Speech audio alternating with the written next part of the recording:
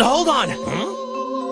Ah, how kind of you. I feel like a king. Yes.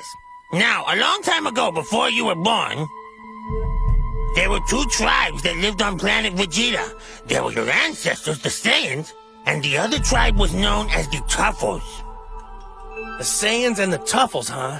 That's correct. Now, the Tuffles were a so-called advanced civilization. They had cities much like the ones on Earth and enjoyed all of the modern conveniences such as air travel and mini-malls. They had long ago outgrown energy sources which polluted their planet and were enjoying health and prosperity. Not far from the big cities, in the arid wastelands of Vegeta, the Saiyans lived in primitive fashion.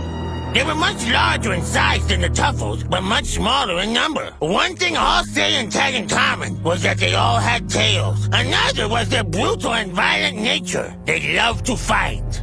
But because they were so few in number, the Tuffles never worried about the Saiyans.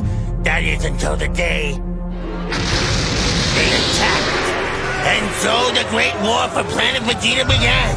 With the element of surprise in their favor, the Saiyans quickly gained a strong foothold in the war against the Tuffles.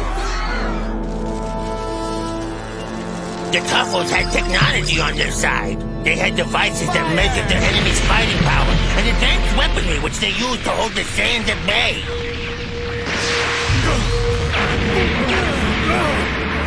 Though few in number, the Saiyan strength was so incredible that they too won their fair share of the battles.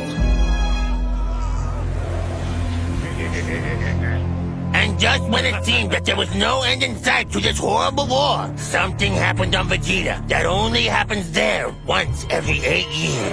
There was a full moon, a decisive factor in the war for Planet Vegeta.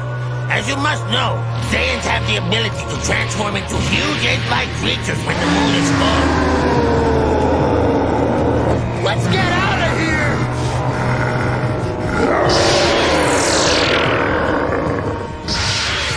It didn't take long for these monsters to destroy the Tuffles and their advanced civilization.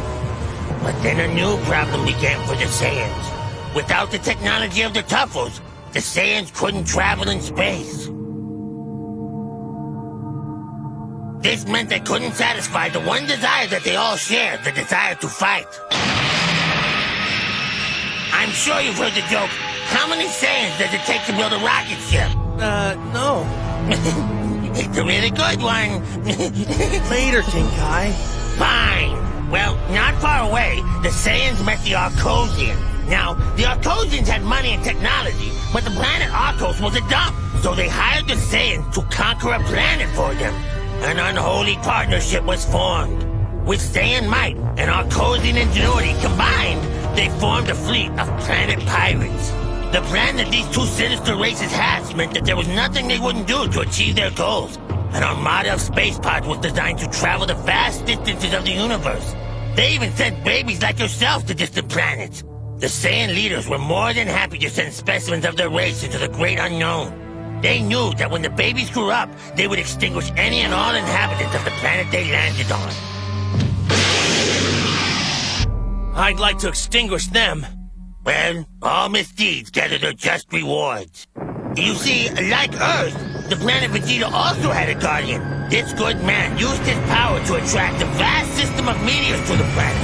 He could no longer tolerate the horrible burden of the Saiyans' dark deeds, so he brought destruction upon the planet, which was plagued by the weight of its inhabitants' evil. Planet Vegeta was demolished. It got kind of a major spanking